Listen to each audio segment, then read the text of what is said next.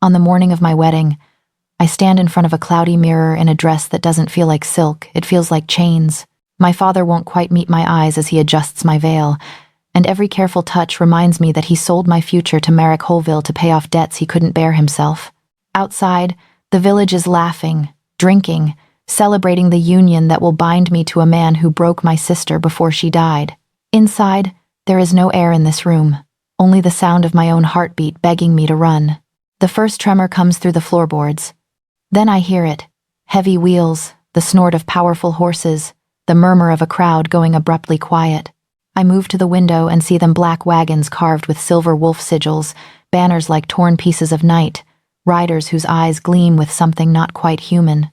The Alpha King, Lucian Wolfrend, is merely passing through, but to me he looks like the only open door in a house on fire.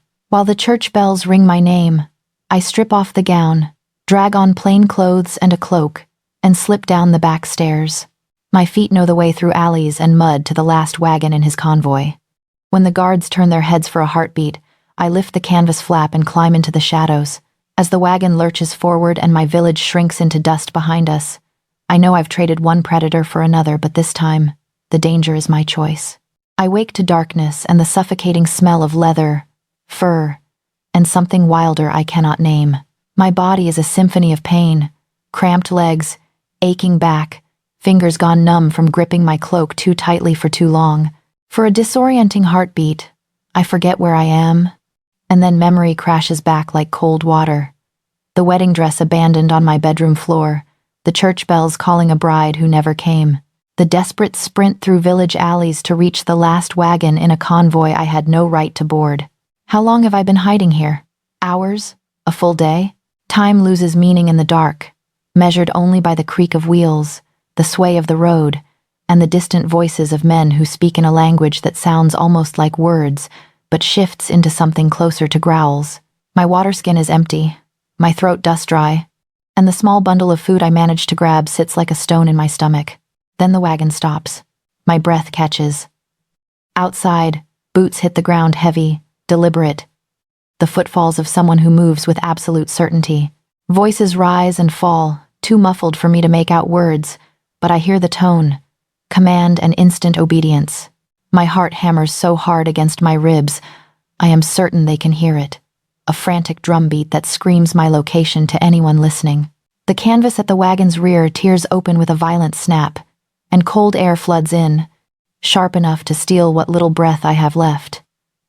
Light blinds me after hours in shadow, and I squeeze my eyes shut, then force them open, blinking against tears. A man fills the opening. No, not just a man. He is tall enough that he has to duck slightly, broad-shouldered beneath fur so black it seems to swallow light, and he stands with a stillness that makes every muscle in my body lock down in primal recognition. This is not the stillness of patience. This is the stillness of a predator deciding whether to strike.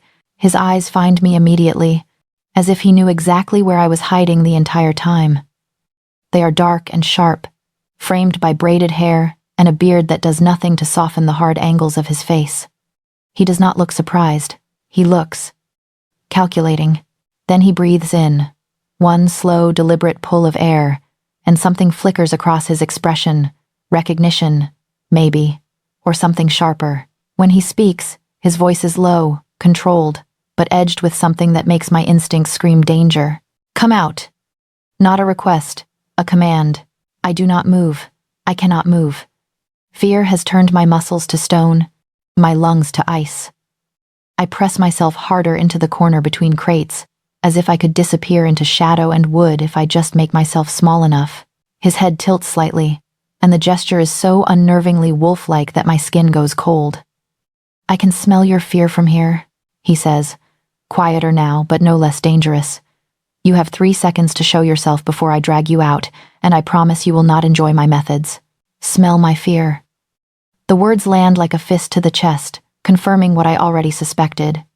These are not just men who dress in furs and howl at the moon. These are wolves wearing human skin, and I have thrown myself into their den with nothing but desperation and a foolish hope that any danger was better than the one I knew.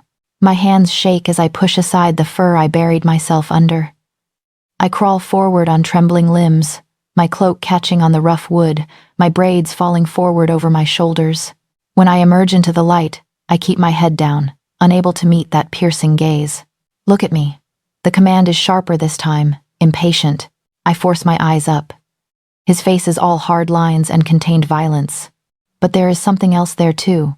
Curiosity, perhaps, or the faintest flicker of surprise. He studies me with an intensity that makes me feel transparent, as if he can see every secret I have ever kept, every lie I have ever told myself. "How long have you been in my wagon?" he asks. "Since the village this morning." My voice comes out hoarse, barely more than a whisper. His eyebrows rise slightly. "That was 6 hours ago. You have been hiding back there for 6 hours." It is not a question. I nod, not trusting my voice a second time. Silence stretches between us, broken only by the shuffle of boots and low voices as others gather behind him, guards, warriors, wolves in human form, who look at me like I am either threat or prey, and they have not yet decided which. I can feel their eyes on me, assessing, judging, waiting for their leader to pass sentence. "Do you have any idea who I am?" he asks, his tone deceptively calm. "The Alpha King," I whisper. "Lucian Wolfrend. And yet you climbed into my wagon uninvited."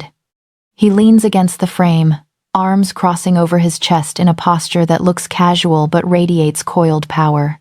"You are either remarkably brave or catastrophically stupid. Which is it?"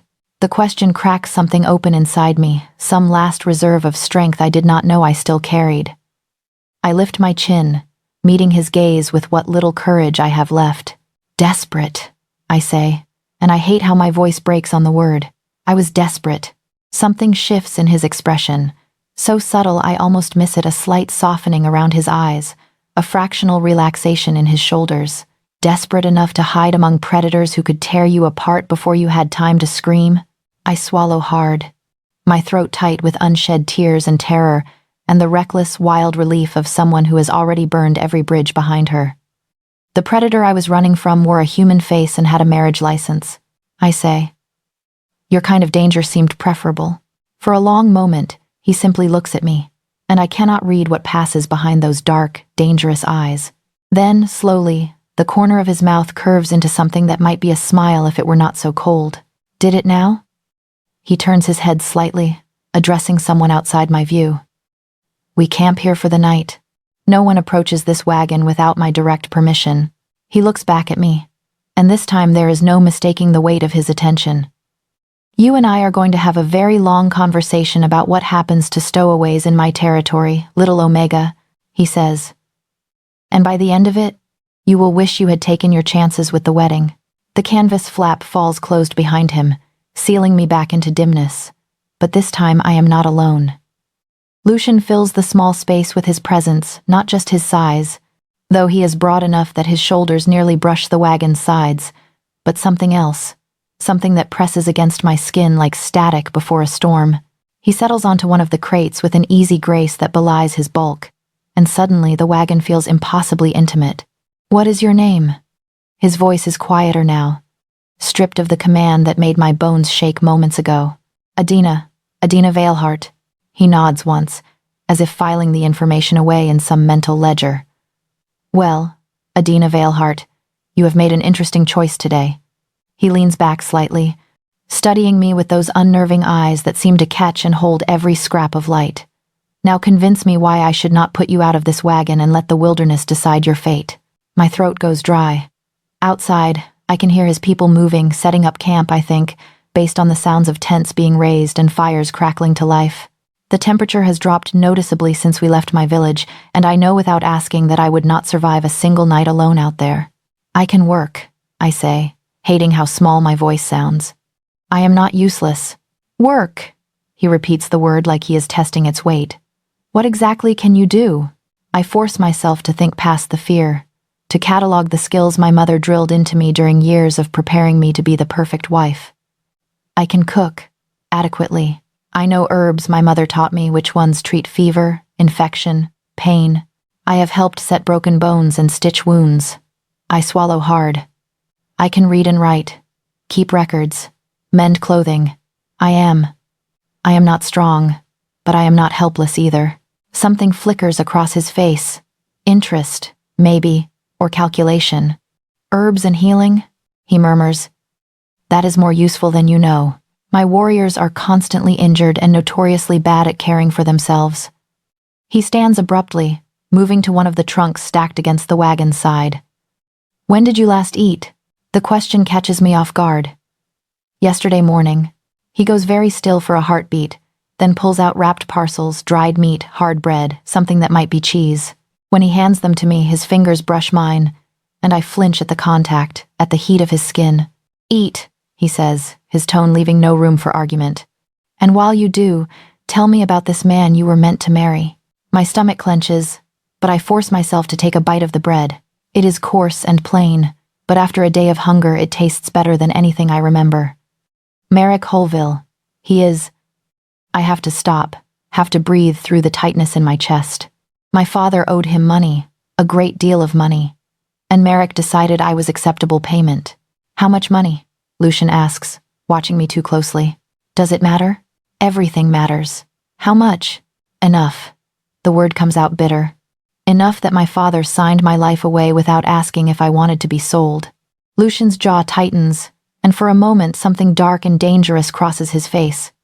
You are an Omega, he says, and it is not a question. I can scent it on you, even beneath the fear and the road dust. Did Marek know? I nod, unable to meet his eyes. That is why he wanted me, his first wife. My voice breaks, and I have to force the words out. She was Omega too. She died trying to birth his child, and he barely waited for the ground to settle over her grave before he started looking for a replacement. The silence that follows is heavy enough to crush. When Lucian finally speaks, his voice is cold in a way that makes the hair on my neck rise. So you ran, and somehow decided that climbing into the wagon of a man rumored to be a monster was the safer option. At least with you, I had a choice in the matter. I lift my chin, meeting his gaze directly for the first time since he found me. Even if that choice was stupid. The corner of his mouth twitches, not quite a smile, but close. Here is what I am offering, Adina Veilhart. You can travel north with us. In exchange, you will work assisting with healing, camp tasks, whatever we need. You will not slow us down. You will not endanger my people, and you will obey without question when it matters. He pauses, letting the weight of his words settle. If you prove useful, we will discuss more permanent arrangements when we reach my court. If you prove to be a liability, I will leave you at the nearest human settlement with enough coin to start over, and you can take your chances with whatever life you build there. It is not freedom, but it is survival. And survival is more than I had this morning when I stood in that suffocating room wearing a dress that felt like a noose. I accept, I whisper. He nods once, then moves to the wagon's entrance and calls out in that other language, the one that sounds like words shaped by throats built for howling. A moment later, a woman appears in the opening. She is perhaps 40, with silver-streaked dark hair pulled back severely from a face that looks like it has forgotten how to smile. Her eyes sweep over me with cold assessment. This is Vera, Lucian says. She runs my medical supplies and keeps my warriors from killing themselves through sheer stupidity. Vera, this is Adina. She will be assisting you. Vera's gaze does not soften. Can she actually help, or is she just another Omega who will faint at the sight of blood? I do not faint, I say, before I can stop myself. One of Vera's eyebrows rises fractionally. We will see. She tosses a bundle of clothing at me, rough wool, dark leather, practical in a way my village dresses never were.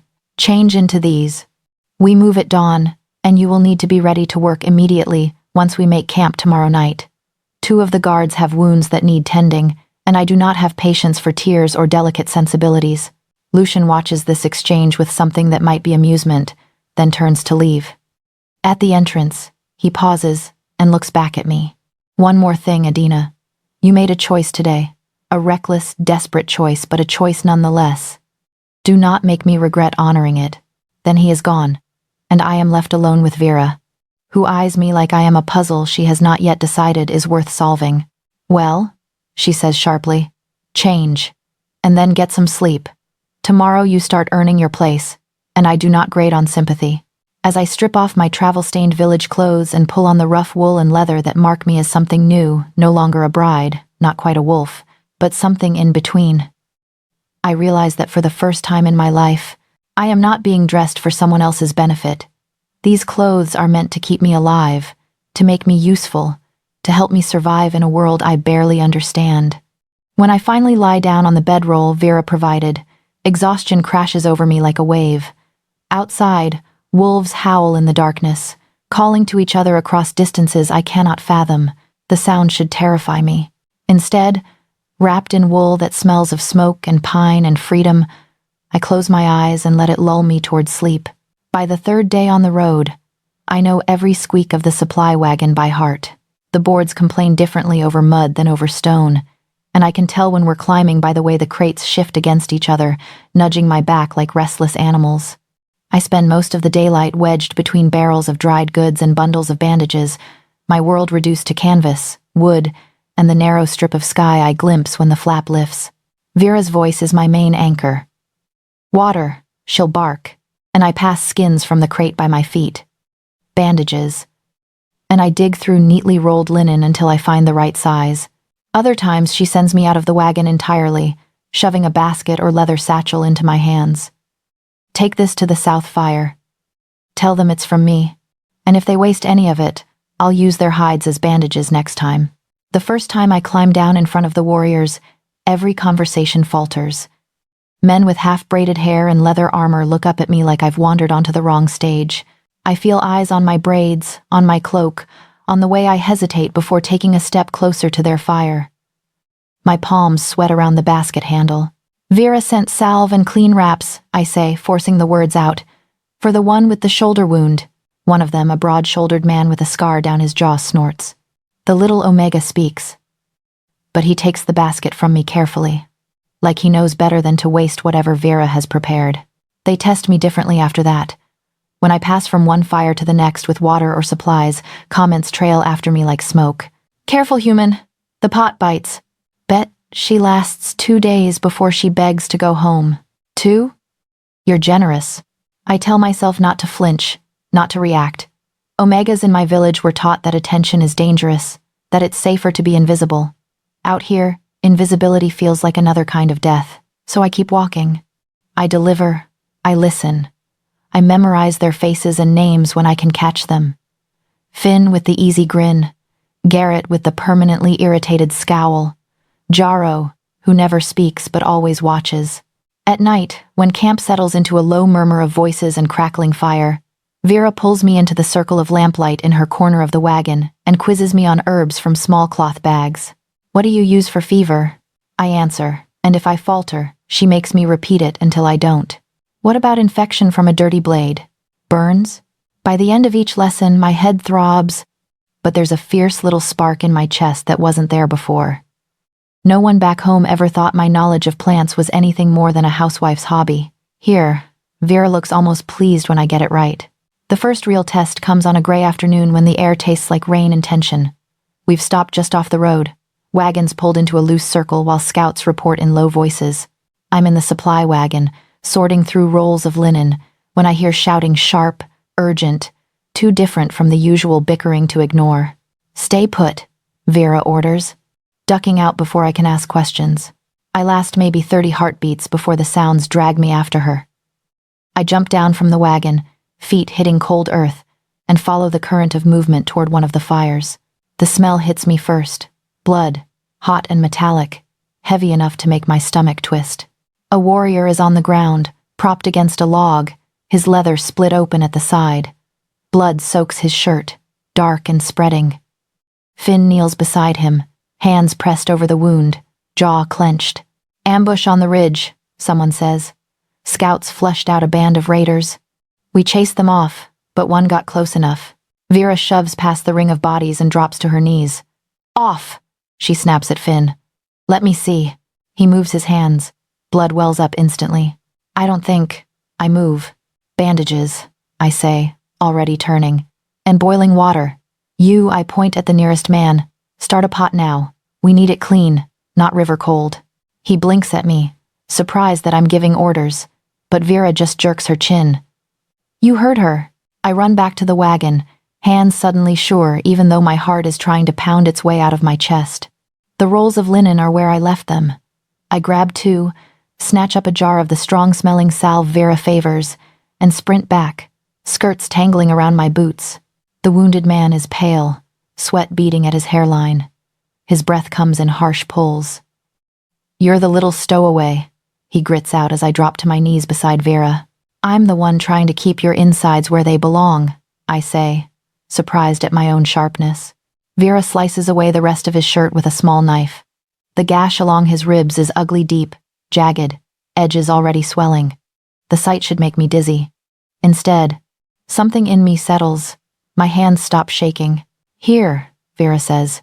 "Show me what you know." I press clean cloth around the edges while she pours alcohol directly into the wound. The warrior snarls, back arching. But I hold steady, murmuring for him to breathe. To curse me if he needs to.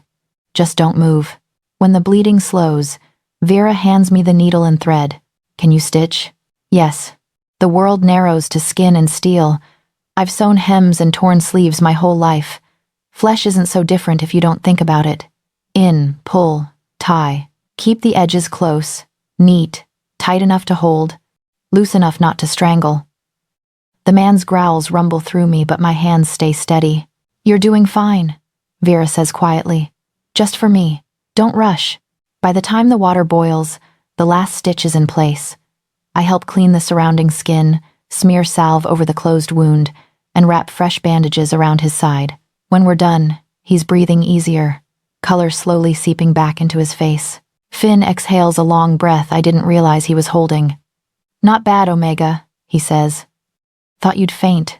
"I told you," I answer, sitting back on my heels, suddenly aware of the ache in my knees. I don't faint. The men around us chuckle, low and surprised. The sound feels like a tiny crack in a wall I've been staring at since the first day. As the injured warrior is helped to his feet and led toward Vera's wagon, I push myself up, wiping my bloody hands on a scrap of discarded cloth. When I turn, I find half the camp watching. One of the older guards dips his head, just slightly. "Good work, Adina." My name. Not girl, not Omega, not stowaway. Something tight and fragile in my chest loosens. Every nod, every grudging word of respect is a small stone, and I can feel them stacking one on top of the other inside me, building something solid where there used to be only fear. That night, when I carry water past the south fire, someone calls, "Adina, over here," and it takes me a second to realize they mean me. Finn waves me closer, grinning, and shifts over to make room on a log. I sit, uncertain, aware of the weight of unfamiliar eyes. "Good hands," the wounded man says from his bedroll, voice rough but steady. "You stitch better than some wolves I know." Heat creeps up my neck, but it feels different from the old, shameful flush I learned under Marek's gaze. This warmth is sharper, cleaner. Pride, maybe. I fall asleep later than I should, listening to low laughter and the murmured cadence of their strange language. For the first time since I climbed into Lucian's wagon, I don't feel like hidden cargo waiting to be discovered and discarded. I feel like something else entirely. Not quite one of them. Not yet, but more than baggage. The mountains arrive slowly, then all at once. One morning I wake to find the horizon jagged with stone, peaks clawing at the sky like broken teeth. By midday, the road has narrowed so much the wagons barely fit, wheels crunching over loose gravel that spills down into nothingness on one side. I try not to look at the drop. The air up here is thin and cold enough to burn my lungs with each breath. We stop less frequently now. Lucian pushes the convoy hard, and I catch fragments of why from conversations I'm not supposed to hear. Disputed territory, old grudges, pacts that don't acknowledge his authority this far from the northern court. Vera's mouth gets tighter each day, and even Finn stops joking as much. On the 5th day in the mountains, we're navigating a pass so narrow I can reach out and touch stone on one side while staring into empty air on the other. The wagons crawl forward in single file, horses snorting nervous clouds into the freezing air. I'm pressed against the canvas wall of the supply wagon, gripping a strap to keep from sliding, when everything stops. Not the careful, controlled stop of rest breaks. This is abrupt. Wrong. Voices rise sharp and fast in that other language. I hear boots hitting stone, the scrape of weapons being drawn. My stomach drops. "Stay in the wagon," Vera hisses, appearing at the flap with a knife already in her hand. Then she's gone. and I'm alone with the thudding of my own heart and the cold certainty that something terrible is about to happen. I last maybe 10 seconds before I move to the edge of the canvas and peer out. The pass ahead of us is blocked. Riders at least a dozen mounted on horses that look half wild, all hard muscle and bared teeth. The men are worse. They wear furs stitched with colors I don't recognize, dark green and rust red. And even from this distance I can see the wrongness in the way they hold themselves. Too still, too focused. Wolves pretending to be civilized. Their leader sits at the front on a gray horse. A man with a face like split rock and eyes that catch the light too sharply. When he speaks, his voice carries across the narrow space with unnatural clarity. Lucian Wolfrend. The name comes out mocking, edged with contempt. Still pretending these mountains belong to you? Lucian stands at the head of our convoy, flanked by his guards. Even from behind I can read the tension in his shoulders, the deliberate stillness that means violence is only a breath away. Kale. Still pretending you have the strength to challenge me? Kale laughs, a sound like stone grinding. I hear you're keeping unusual company these days. A human Omega, stolen from her rightful husband. Marek Holville sends his regards and a formal request for her return. The words punch through me like a fist. Marek. His name alone makes my skin crawl, brings back the suffocating weight of that wedding dress, the sound of church bells ringing for a bride who never came. She's under my protection, Lucian says, his voice dropping into something colder, sharper. Which means she's untouchable. Is she? Kael dismounts with predatory grace, boots landing on stone with deliberate weight. Then you won't mind if we verify that claim. Bring her out. Let's see this Omega worth starting a war over. Before I can think, before I can hide or run or do anything useful, rough hands grab my arms. One of Kael's men has circled around, slipped past our guards, and now he's dragging me from the wagon. I try to dig my heels in, but the stone offers no purchase. My boots skid helplessly as he hauls me forward into the open space between the two groups. The drop is right there, 10 feet away, close enough that I can hear wind howling up from depths I can't see. My breath comes in, short, panicked gasps. Kael studies me like I'm livestock at market. This is what all the fuss is about? She doesn't look like much. He steps closer, and I smell pine and copper and something rancid beneath. Tell me, little Omega, do you want to go home? Back to the man who bought and paid for you? Or would you rather stay with wolves who will use you and discard you the moment you become inconvenient? Every instinct I've ever learned screams at me to lower my eyes, to be small, to apologize for existing. That's what Omegas do.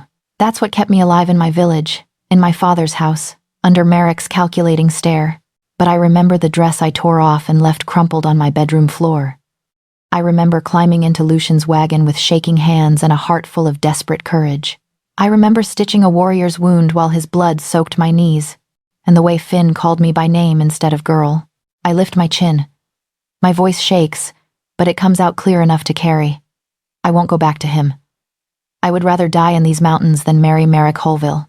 The silence that follows is so complete I can hear my own heartbeat thundering in my ears. Kael's expression darkens. Is that so? He reaches for me, fingers curling toward my arm. He doesn't get the chance to touch me. Lucian moves faster than anything human should be able to move. One moment he's 10 paces away, the next he's between us, and the air itself seems to shudder with the force of his presence. When he speaks, his voice drops into a register that vibrates through my bones. Touch her, and you'll lose the hand. Kael freezes. Every wolf on both sides goes still, tension coiling so tight I expect the mountain itself to crack under the weight of it. She stays with me. Lucian continues. And now there's something else beneath his words. Something that makes the hair on my neck stand up. Power. Raw and undeniable. Anyone who tries to take her bleeds. That's not a threat, Kael. It's a promise. Kael's lips pull back in something that might be a smile or a snarl. Marek won't accept that answer. He has allies, resources. He'll come for what belongs to him. She doesn't belong to him. Lucian's hand moves to rest on the hilt of the blade at his hip. She belongs to herself. And I will defend that claim with every resource I have. The standoff stretches, seconds feeling like hours. I can see Kael weighing his options, calculating whether pride is worth the blood it will cost. Behind him, his men shift restlessly, hands on weapons, waiting for the order. Then Kale laughs, sharp and bitter. This isn't over, Wolfrend. Marek wants her back, and he's willing to pay well for information about your movements, your numbers, your weaknesses. His gaze slides to me, cold and assessing. Enjoy your freedom while it lasts, little Omega. Men like Marek don't let go of what they consider theirs. He mounts his horse in one fluid motion, and his men follow. They don't leave quickly that would suggest retreat. Instead, they turn and ride at a deliberate pace back the way they came, making it clear this is a choice, not a defeat. The moment they're out of sight around the bend, my legs give out. I sink onto the cold stone, shaking so hard my teeth chatter. Lucian turns to me, his expression unreadable in the mountain light. Can you stand? I try. My knees buckle. Without a word, he bends and lifts me like I weigh nothing, carrying me back toward the wagons. His chest is warm against my side, solid in a way that makes the world feel slightly less like it's about to collapse.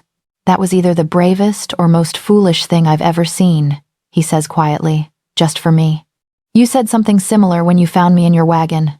I managed through chattering teeth, and I still don't know which one you are. But there's something different in his voice now. Not quite warmth, but not the cold assessment of those first days either. Something closer to respect. He sets me down inside the supply wagon, and Vera is there immediately with blankets and sharp words about shock.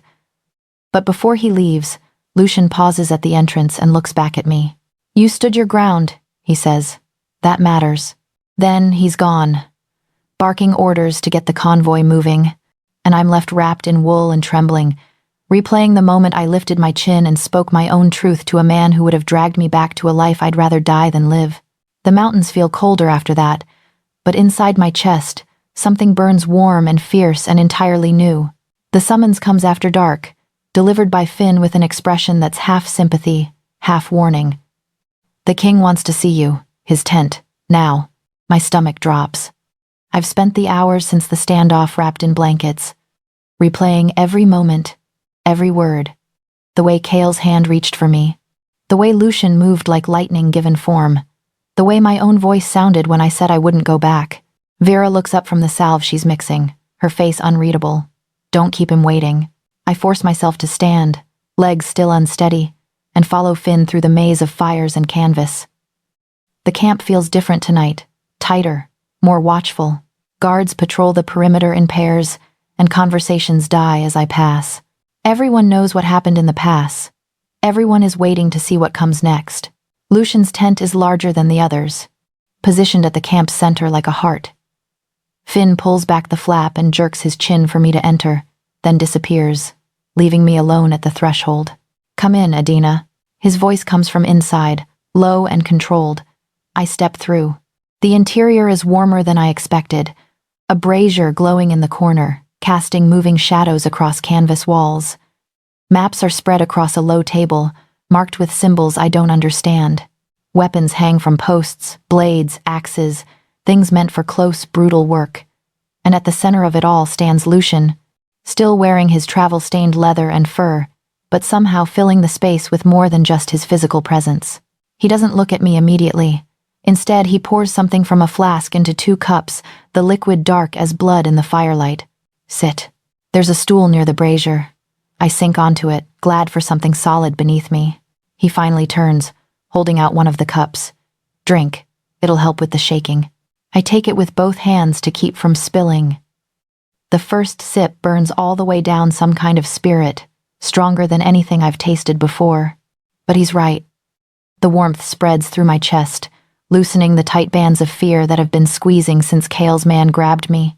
Lucian lowers himself onto the opposite stool, close enough that our knees almost touch in the small space. He drinks, then sets his cup aside with deliberate care. When he looks at me, his eyes are harder than I've seen them. That was reckless. The words hit like a slap. I didn't. You spoke. His voice cuts through mine, sharp as a blade. In the middle of a standoff between 2 packs, with a cliff at your back and a man who would gladly throw you off it, you opened your mouth and drew a line in the stone. Heat floods my face, part shame, part anger. He asked me a question, and you could have stayed silent, could have let me handle it. Instead, you made yourself a target. He leans forward, elbows on his knees, and the movement brings him close enough that I can see the tension in his jaw, the way his hands curl into fists, before deliberately relaxing. Do you understand what you did today, Adina? You didn't just refuse Marek's claim. You made this personal. Now it's not just about a runaway bride, it's about an Omega who publicly rejected her arranged husband in front of witnesses. That's an insult Marek won't forgive. Good. The word comes out sharper than I intend, fueled by the fire in my belly and the memory of too many years swallowing words that needed to be spoken. Let him be insulted. Let him choke on it. I spent my entire life being cautious, Lucian, being quiet, making myself small so men like my father and Marek wouldn't notice me enough to hurt me. My voice shakes, but I push through. And where did that caution get me? A wedding dress that felt like a noose and a future that would have killed me piece by piece. So instead you'll get yourself killed quickly? His voice rises to match mine. That's your solution? Trade slow death for fast? I traded silence for choice. I'm on my feet now, the cup forgotten on the ground beside me. You told me the first night that I made a choice when I climbed into your wagon. Well, today I made another one. I chose to speak. I chose to claim my own life, instead of letting other people decide what happens to me. My breath comes hard and fast. If that was reckless, then I'll be reckless. Because I'd rather die standing than live on my knees. The silence that crashes down after my words is so complete I can hear the crackle of the brazier, the distant murmur of camp beyond the canvas walls. Lucian stares at me, and I can't read what's happening behind those dark, dangerous eyes. Then, slowly, something in his expression shifts. The anger doesn't disappear, but something else rises beneath it, something that looks almost like understanding. You don't know what you're asking for, he says, but his voice has lost its edge. The life you're choosing standing instead of kneeling, it's harder than you think. It means carrying the weight of every consequence. It means people will come for you, not because of what you are, but because of what you represent. I know. And I do. I felt it in the past when Kale looked at me like I was a piece in a game I didn't understand.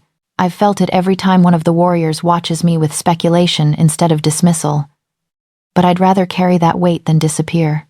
He studies me for a long moment, then stands, closing the distance between us until I have to tilt my head back to hold his gaze. This close, I can see the exhaustion around his eyes, the tension he carries in every line of his body. Being a king, I realize suddenly, means never being able to afford recklessness. Every choice he makes ripples out to affect hundreds of people. Courage without caution gets people killed, he says quietly. Not just you, the people trying to protect you, my warriors, Vera, Finn. He pauses. Me. The admission hangs between us, surprisingly vulnerable from a man who seems carved from stone and will. Then teach me, I say. Teach me how to be brave and careful at the same time. How to choose without making it cost more than it should. I swallow hard. I don't want to be baggage you regret keeping. I want to be someone who can stand beside you and understand what it costs. Something flickers across his face. Surprise, maybe, or something deeper. He reaches out, and I think for a heartbeat he's going to touch my face, but his hand stops just short, hanging in the air between us like a question neither of us knows how to answer. You already are, he says, so quietly I almost miss it. From the moment you lifted your chin in that pass and spoke your truth, you stopped being baggage. His hand drops. But that means I need you to think, Adina, to understand that every word you speak, every choice you make, it all matters now. Not because you're weak, but because you're becoming something that threatens men like Marek and Kale, an Omega who refuses to be owned. The weight of that settles over me like a cloak. Not burdensome, but present, real. I understand, I say. Do you? He steps back, giving me space to breathe. Because tomorrow we keep moving north, and every mile brings us closer to my court and deeper into territory. Marek will have to work harder to reach. But that also means passing through lands where other packs will test me, will test you, to see if I meant what I said today. His gaze holds mine. Can you stand that? Knowing that your presence might be the spark that lights fires I'll have to put out with blood? I think about the girl who stood in front of a mirror in a wedding dress, silent and afraid. I think about the woman who climbed into a stranger's wagon with nothing but desperation and hope. And I think about who I'm becoming in the space between those two people, someone who stitches wounds and speaks truth and refuses to disappear. Yes, I say. I can stand it. For a long moment, he just looks at me, and I feel something shift in the air between us. Not quite trust, not yet, but the foundation it might be built on. Then go, he says finally. Get some rest. Tomorrow will be harder than today. I turn to leave, but at the tent's entrance I pause and look back. He's already bent over his maps again, but there's something different in the line of his shoulders, less rigid, less alone. Lucian? My voice is small in the firelit space. He looks up. Thank you for standing with me today. The corner of his mouth lifts, barely perceptible. Thank you for giving me something worth standing for. We crest the final ridge on the 8th day, and I see it spread below us like something from a story I half remember. Lucian's stronghold isn't a castle in the way I imagined. No towers or flags or gates meant to impress. Instead, it grows out of the mountain itself, stone and timber carved into the hillside as if the earth simply decided to make room for wolves. Buildings cluster at different levels, connected by wooden walkways and stone stairs that zigzag up the slope. Smoke rises from dozens of chimneys, and even from this distance I can hear the sounds of life hammers on metal, voices calling, laughter sharp and wild. Home, Finn says beside the wagon, and there's something in his voice I haven't heard before. Relief, maybe, or belonging. The descent takes another hour, the road switching back and forth until we finally roll through an entrance that's more gap in the rock than proper gate. Inside, the stronghold explodes with activity. People emerge from doorways and training yards, wolves in human form, some still adjusting clothes after shifting, others covered in sweat and dirt from whatever work they were doing. They swarm the convoy, greeting returning warriors with embraces and shouts, unloading supplies with practiced efficiency. And they stare at me. I stay in the wagon until Vera appears and jerks her head. Come on. Standing there like a statue won't make them stop looking. She leads me through a maze of paths and stairs, past training yards where wolves spar with blunted weapons, past what looks like a smithy, throwing sparks into the afternoon air, past clusters of buildings I can't identify by sight alone. Everywhere I look, people pause to watch, some curious, some skeptical, a few openly hostile. They'll get used to you, Vera says, not unkindly. Or they won't. Either way, you're here now. My room is small, barely larger than the space I occupied in the wagon, but it has a door with a lock on the inside, a narrow bed with actual blankets, and a window that looks out over the valley we just climbed from. After weeks of canvas and cramped corners, it feels impossibly vast. Settle in, Vera says. There's a feast tonight to celebrate the king's return. You'll be expected to attend. The thought makes my stomach clench. I don't know what to do at a feast. Eat. Don't insult anyone. Try not to look terrified. She pauses in the doorway. And Adina? They're going to test you. Not with blades, but with words and looks, and all the small ways wolves figure out who belongs and who doesn't. Just remember you've already survived worse than a room full of curious predators. She leaves me alone with my fear, and a basin of water that's blessedly warm. The feast is held in the largest building I've seen so far, a hall carved partially into the mountain, with timber beams holding up a roof that seems impossibly high. Long tables run the length of the space, already laden with food and drink.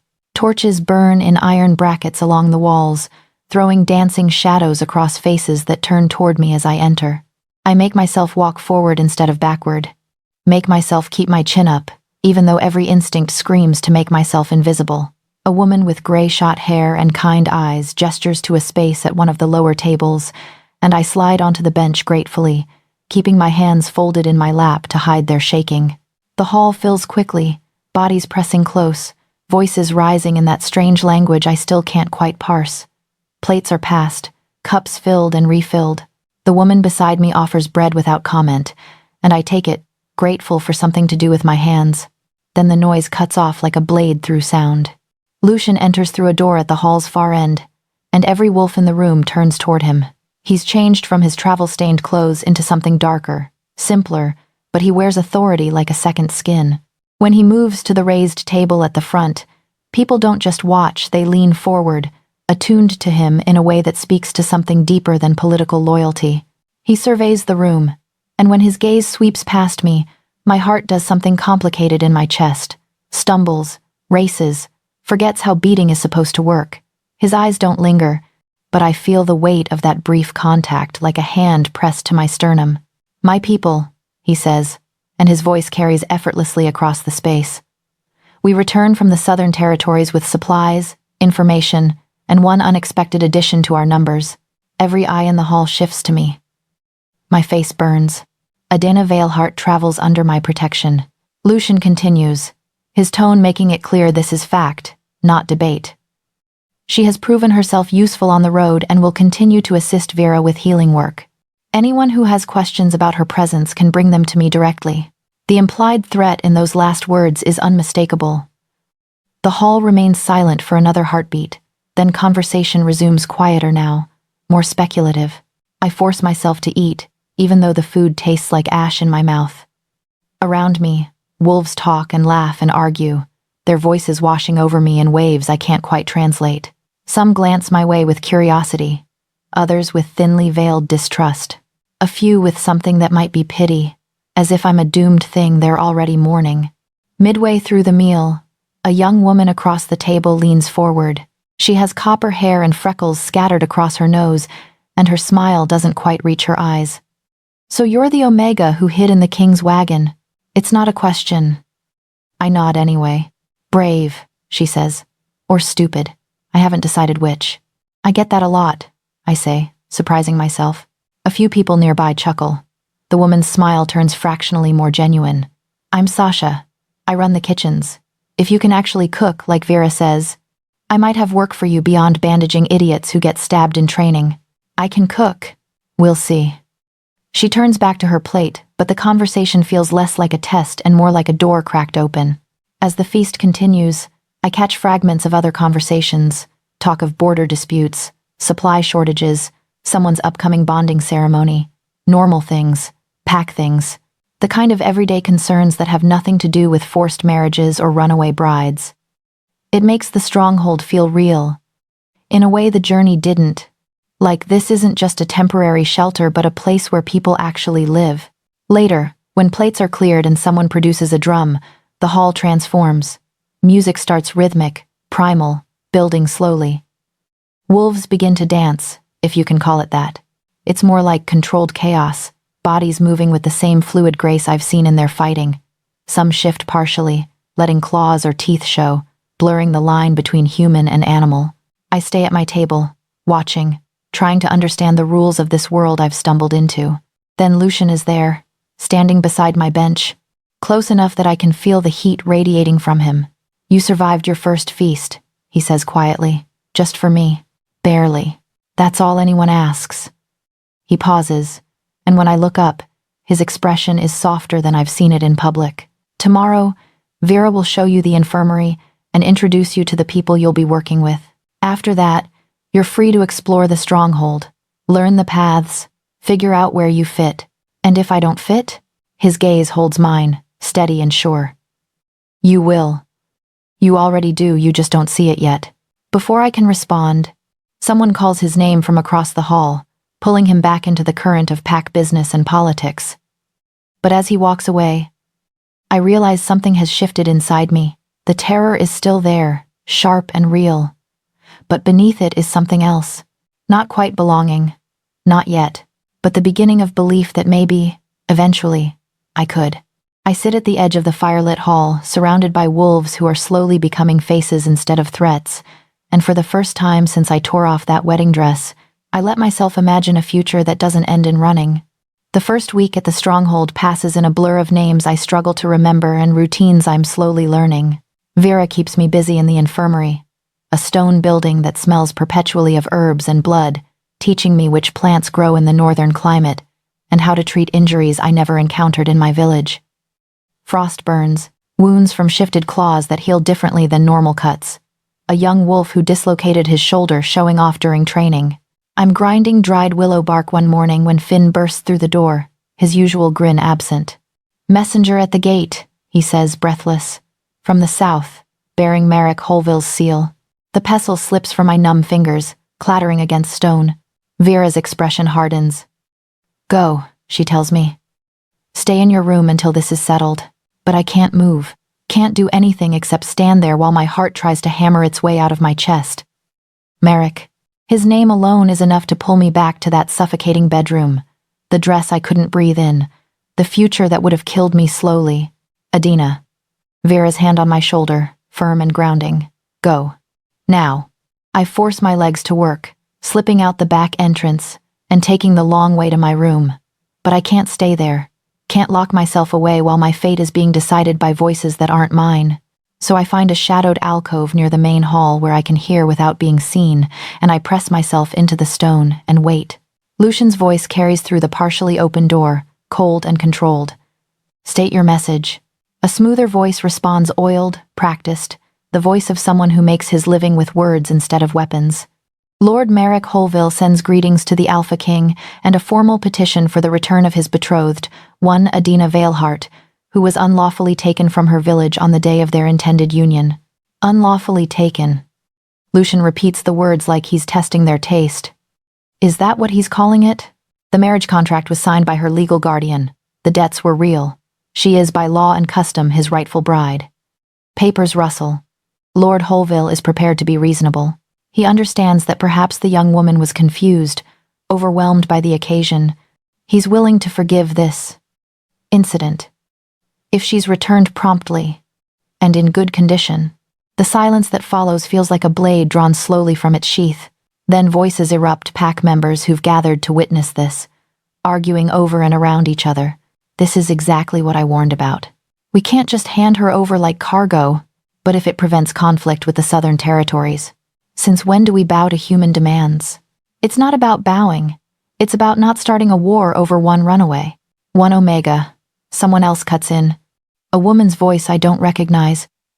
If we return her, every Omega in this territory will know that contracts and coins matter more than choice. Is that the message we want to send? The arguments swell, crash against each other like waves against rock. I close my eyes, nausea churning in my stomach. This is what I've brought to Lucian's door division, conflict, the threat of violence over my choice to run. Enough. Lucian's single word cuts through the chaos like a blade. The hall goes silent. My answer is no. Adina Veilhart is under my protection, and I do not recognize Marek Holville's claim. She stays. Relief floods through me, so suddenly my knees weaken. The Alpha King should know, the envoy continues, his tone still maddeningly calm, that Lord Holville has been gathering support. He has allies among the merchant houses, backing from certain noble families, and has made inquiries with packs who might be sympathetic to his position. He will not simply accept this refusal. Then he can come himself and make his case. Lucian's voice drops to something dangerous. And we'll see how well his gold and contracts hold up against northern steel. Violence would be unfortunate, costly for all involved. A pause. Perhaps the young woman should be consulted, allowed to make her own choice with a clear head, away from undue influence. You mean away from my protection so you can intimidate her into compliance? Lucian's laugh is sharp as broken glass. No. This audience is over. Take Holville's demands back south with you, and tell him that if he wants war over an Omega who doesn't want him, I'll be happy to oblige. Footsteps approach the door. I press deeper into my alcove as the envoy emerges, flanked by two of Lucian's guards who escort him with barely concealed hostility. He's a slight man in fine clothes that look ridiculous next to the wolf's practical leather and fur. But as he passes my hiding spot, his eyes flick toward me, as if he knew exactly where I was the entire time. He stops, the guards tense. Miss Veilhart. His voice is soft, reasonable, the kind of voice that has talked countless people into bad decisions disguised as good sense. I understand you're frightened. That running seemed like your only option. But you must know this can't last. The Alpha King's protection comes with a price. He'll expect things from you. Things an innocent village girl couldn't possibly understand. Come back now, while Lord Holville is still willing to forgive. Save everyone the bloodshed that's coming. My mouth is too dry to form words. Every old instinct screams at me to nod, to apologize, to make myself small and agreeable and easy to manage. She's not interested in your offer. Lucian appears in the doorway behind the envoy, and the temperature seems to drop 10 degrees. And if you speak to her again without my permission, you'll be carried back south in pieces. The envoy's smile doesn't reach his eyes. As you say, Alpha King. He inclines his head in a mockery of respect and continues toward the gate, leaving silence in his wake. Lucian's gaze finds me in my alcove. My study. Now, I follow on shaking legs, aware of pack members watching, whispering. His study is smaller than I expected, more functional than impressive, with maps covering one wall and weapons on the other. He closes the door, and the sound feels final, sealing us in together. How much did you hear? He asks. Enough. My voice comes out hoarse. They think I'm not worth it. Some of them think you should send me back to avoid conflict. Some of them are idiots. He moves to a table, pours something amber into a cup, and holds it out. Drink. I take it but don't drink. Just hold the cup like an anchor. Maybe they're right. Maybe I'm... Don't. The word cracks like a whip. Don't finish that sentence. Don't you dare stand in my study and suggest that your life is worth less than avoiding inconvenience. It's not just inconvenience. It's war. People dying because I ran. People dying because Marek Holville thinks he can buy and own another person. Lucian steps closer, and I can see the barely contained fury in every line of his body. This isn't about you, Adina. It's about what you represent. If I hand you back to appease him, every Omega in the North will know that their choices don't matter, that strength and gold can override their voice. That's not a precedent I'll set. Not for Marek, not for anyone. But your people. My people will follow my decision. Some might grumble, but they'll follow. His hand lifts, hesitates, then settles gently on my shoulder. The touch burns through my sleeve. I told you in the mountains that I wouldn't hand you back. Did you think I was lying? I thought... I have to stop, swallow against the tightness in my throat. I thought maybe when it got hard, when it started costing you something real, you might change your mind. People always do. His expression softens fractionally. I am not your father, Adina. And I am not Marek. When I give my word, I keep it. His thumb brushes my collarbone, just once before his hand drops. You stay. No matter what Marek sends messengers, gold, threats, armies, you stay until you choose otherwise. I want to believe him. Want it so desperately it physically hurts. A sharp ache behind my ribs that has nothing to do with fear and everything to do with hope I'm terrified to hold. He won't stop, I whisper. You heard the envoy. Marek's gathering support, making alliances. Let him. Lucian's smile is cold and sharp. I've fought bigger threats than a merchant with delusions of power. If he wants you back, he'll have to come through me. And I promise you, Adina, he won't. The certainty in his voice wraps around me like armor. And for the first time since I heard Marek's name this morning, I let myself breathe fully. Thank you, I say, inadequate and true. Don't thank me yet. His expression turns wry. Marek's envoy will carry word back about your presence here, about our numbers, our defenses. Things are going to get more complicated before they get simpler. I can handle complicated. I know you can. And the way he says it quiet, certain makes something warm unfurl in my chest. Now go back to the infirmary before Vera sends a search party. And Adina? He catches my arm as I turn. Stop hiding in alcoves. If you want to hear what's being decided about your life, sit in the room where it's happening. You've earned that right. I leave his study with the taste of courage and fear mixed equally on my tongue, and the knowledge that Marek Holville's shadow has found me even here. But this time, I'm not facing it alone. The days blur together after Marek's envoy leaves, each one bleeding into the next in a rhythm that feels less like survival and more like living. Vera wakes me before dawn most mornings, her knock sharp against my door, and we work until the light fails, treating injuries, restocking supplies, teaching younger wolves how to pack wounds properly instead of just wrapping them tight and hoping for the best. But the infirmary is only part of it. 2 weeks after the envoy's visit, Lucian summons me to the war room. It's a name that sounds grander than the reality, just a stone chamber with a heavy table covered in maps and reports. Several of his inner circle are already there when I arrive. Vera, Finn, a grizzled older wolf named Torsten who commands the border patrols, and a sharp-eyed woman named Kira, who seems to know everything happening within 100 miles. I hesitate at the threshold, suddenly aware that I'm still wearing my work clothes, sleeves rolled up and smelling faintly of the poultice I mixed an hour ago. Come in, Lucian says without looking up from the map he's studying. We need your perspective. my perspective, as if I'm someone whose thoughts matter in decisions about strategy and defense. I move to the table. The map shows the southern territories, my village marked with a small circle that looks impossibly far from where I stand now. Red marks indicate known allies of Marek. Notes scrawled in tight script beside each one. You grew up in that region? Lucian says, tapping my village. You know the families, the relationships, the politics that don't make it into official reports. Tell us about them. So I do. I tell them about the merchant families who control the grain trade and how they're always looking for ways to expand their influence. About the minor nobles who resent their lack of power and might be swayed by promises of favor. About my father's drinking companions and which of them have daughters or sisters who might have been offered to Marek if I'd refused, which means they have reasons to see me returned and punished. Torsten asks questions about roads and travel times. Kira wants to know about message routes and who carries information. Lucian listens more than he speaks, but when his eyes meet mine across the table, there's something in them that makes my breath catch respect, maybe, or recognition. After that, I'm called to the war room more often. My knowledge is specific and small compared to their understanding of pack politics and northern territories, but it fills gaps they didn't know existed. And slowly, I start offering thoughts that have nothing to do with my old village suggestions about supply lines, questions about defensive positions that Torsten actually considers before answering.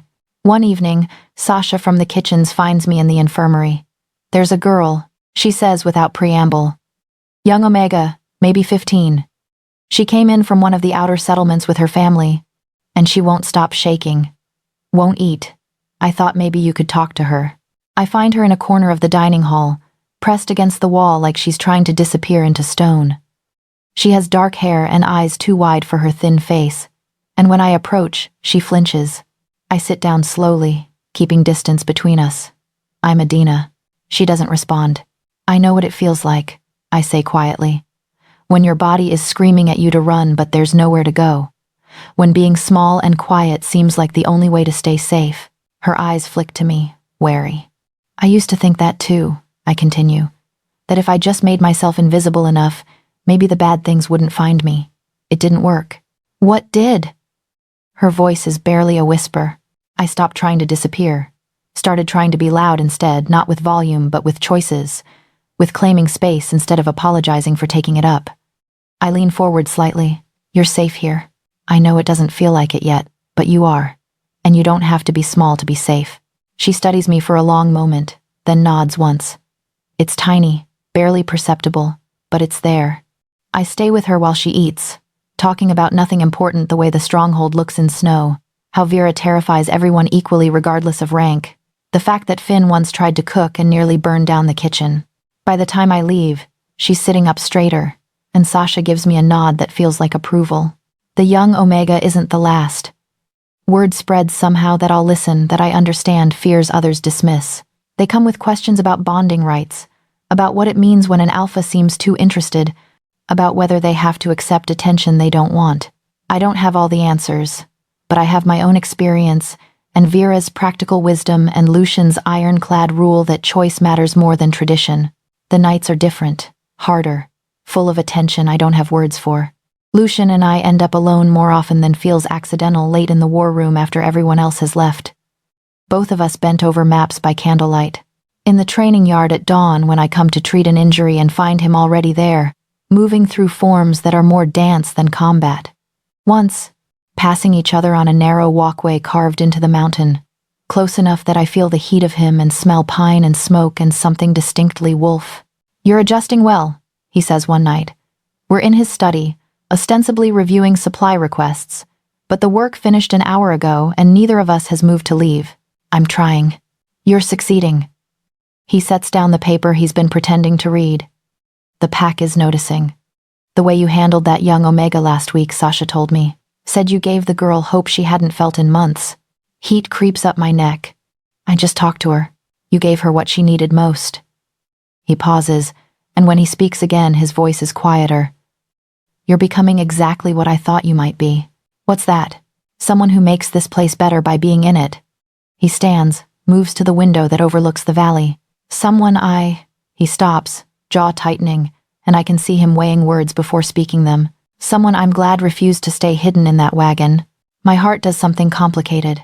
I stand too, drawn across the room like there's a cord between us pulling tight. When I stop beside him, we're close enough that I can see the tension in his shoulders, the careful control he maintains over every breath. I don't want to just be safe anymore, I say, the admission raw and honest in the candlelit quiet. I want to stay. Here. With the pack. With Vera and Sasha and the young wolves who need to know their choices matter. I swallow hard. With you. He turns to face me fully, and the intensity in his eyes makes everything else fade to background noise. Adina. I know it's complicated. I know Marek is still out there gathering support, and that choosing to stay means choosing all of it. The conflict, the danger, the weight of being the Omega who refused. My voice shakes, but I push through. I'm choosing it anyway. I'm choosing this life. These people. I lift my chin, holding his gaze. You. For a heartbeat, he doesn't move, doesn't breathe. Then his hand lifts to cut my face, thumb brushing my cheekbone with devastating gentleness. You terrify me, he says quietly. Not because you're weak, but because you make me want things I convinced myself I couldn't have. Shouldn't want. Like what? Like this. And he closes the distance between us, his lips meeting mine in a kiss that feels like falling and flying at once. It's careful at first, questioning, giving me space to pull away if I want. But I don't want space. I want this, his warmth, his strength, the way his other hand settles at the small of my back like he's anchoring me to the earth. When we finally break apart, both breathing hard, his forehead rests against mine. This makes everything more complicated, he murmurs. I know. Marek will see it as another crime to add to his list. Let him. His laugh is rough, surprised. You're dangerous, little Omega. Good, I say, and kiss him again. Later, walking back to my room through stronghold corridors lit by dying torches, I realize that for the first time since I climbed into his wagon, I'm not running from something. I'm running toward it, toward a life I'm building, choice by choice, stone by stone, into something that feels like home. Winter settles over the stronghold like a held breath, and with it comes Marek Holville. He doesn't send an envoy this time. He comes himself, flanked by 20 armed men and accompanied by a magistrate from the Southern Territories, carrying official seals and documents that supposedly give his claim the weight of law. They arrive at midday when the Great Hall is full, not coincidentally, I think. Marek always did understand the power of an audience. I'm in the infirmary when Finn bursts through the door. He's here, Marek. Lucian wants you in the hall. My hands go numb. The bandage I'm wrapping falls to the floor. Vera steadies me with a firm grip on my elbow. Breathe. You've faced worse than a man with papers and delusions. But I haven't. I've faced the idea of Marek, the threat of him, the shadow he cast over my life. I haven't faced the actual man since the morning I tore off the wedding dress and ran. The walk to the Great Hall feels both endless and far too short. When I enter through the side door, the space is packed. Lucian's inner circle at the high table, pack members lining the walls, and at the center, Marek Holville looking exactly as I remember. Tall, well-dressed, handsome in a cold way that never reaches his eyes.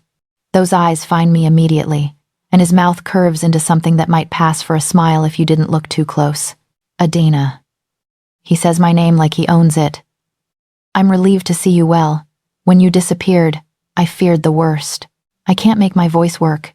Can't do anything except stand there while my heart tries to break through my ribs. Lord Holville. Lucian's voice cuts through my paralysis. State your business. Marek turns his attention to the Alpha King with barely concealed disdain. I've come for what was stolen from me. My betrothed, taken on our wedding day by parties unknown. He gestures to the magistrate, who steps forward with a roll of parchment. The contract is legal and binding, signed by her father as her guardian. Village law supports my claim. I'm prepared to be generous to forgive this incident and take her home without pursuing charges of abduction against your people. Abduction. Lucian's laugh is sharp as broken glass. Is that what you're calling sanctuary? I'm calling it theft. Marek's veneer of civility cracks slightly. She is mine by law, by contract, by debt paid in gold. Return her, or there will be consequences. The hall erupts in angry voices, pack members shouting, Marek's men shifting hands to weapons, but I barely hear it. All I can focus on is the way Marek is looking at me, like I'm a possession that wandered off and needs to be retrieved and corrected. Enough! Lucian's command silences the room. He turns to me, and his expression is carefully neutral. Adina, the choice is yours. I said it when I found you in my wagon, and I say it now. You can leave if you wish. I won't stop you. Every eye in the hall turns to me. My legs shake so hard I think they might give out entirely. This is it, the moment everything has been building toward. The chance to speak or stay silent. To choose or let others choose for me like I've done my entire life. I force myself to move forward, each step feeling like breaking through ice. When I reach the center of the hall, I turn to face Marek fully for the first time. You never asked, I say. My voice comes out rough but clear. You never once asked if I wanted to marry you. You just told my father what you'd paid, showed him the contract, and expected me to appear at the church like goods you'd ordered. Your father gave his consent. My father sold me to cover his debts. The words are acid on my tongue. You knew that. You knew I had no choice, and you didn't care because you don't see Omegas as people who should have choices. We're just things to be owned and used and replaced when we break. Marek's jaw tightens. You're being emotional, confused by, I watched your first wife die. My voice rises, steady and sharp. I saw the bruises she tried to hide. I heard her cry at night when she thought no one was listening. And less than a month after they put her in the ground, you decided I would do as a replacement. Tears burn hot down my cheeks, but I don't wipe them away. So no, I'm not confused. I'm clear for the first time in my life. The hall has gone completely silent. I don't choose you, Marek, I say, and each word feels like a stone lifted from my chest. I don't choose the life you offered or the future you planned without my consent. I choose myself. I choose to stay here, with people who believe my voice matters. I turn slightly, finding Lucian's gaze across the space. I choose him. For a single heartbeat, nothing moves. Then Marek's careful control shatters. You ungrateful. He lunges forward, hand reaching for my arm. He doesn't make it 3 steps. Lucian moves like lightning given form, putting himself between us with such sudden violence that Marek stumbles backward. The Alpha King's eyes have gone pure wolf, amber and burning with barely contained fury. Touch her, Lucian says, his voice dropping to something that vibrates through the floor. And you'll lose more than your claim. Marek's men draw weapons. The pack responds in kind, the hall transforming into a powder keg waiting for a spark. The magistrate is shouting something about law and order, but no one is listening anymore. She made her choice, Lucian continues, not taking his eyes off Marek, witnessed by my pack and your own men. Your contract is void. Your claim is broken. Leave my territory, or I'll give you the war you've been threatening. What happens next is chaos. Marek raging about consequences and retribution, his men backing toward the door as wolves press forward, the magistrate frantically rolling up his useless documents. But through it all, Lucian stands firm, an immovable wall between me and the life I refused. When Marek and his entourage are finally gone, escorted to the border by armed guards, the hall slowly empties. I find myself on a high balcony carved into the mountain, the valley spread below me turning silver in the moonlight. Lucian joins me there, close enough that our shoulders brush. Below, wolves gather in the training yard. One throws back its head and howls long, wild, triumphant. Others join until the night is full of voices singing to the stars. They're celebrating, Lucian says quietly. You gave them something to believe in, an Omega who chose herself. Something rises in my chest, not fear this time, but something fierce and free. Without thinking, I throw my head back and let my own voice join the chorus. It's not a perfect howl, not wolf-born, but it's mine. Raw and unashamed and absolutely certain. When the sound fades, Lucian is looking at me with an expression I've never seen before. Wonder, maybe. Or love. Welcome home, Adina Veilhart, he says, and kisses me while the pack howls approval below. I am no longer the runaway bride who hid in a stranger's wagon. I am the Omega who chose her king and her life, and I am exactly where I belong.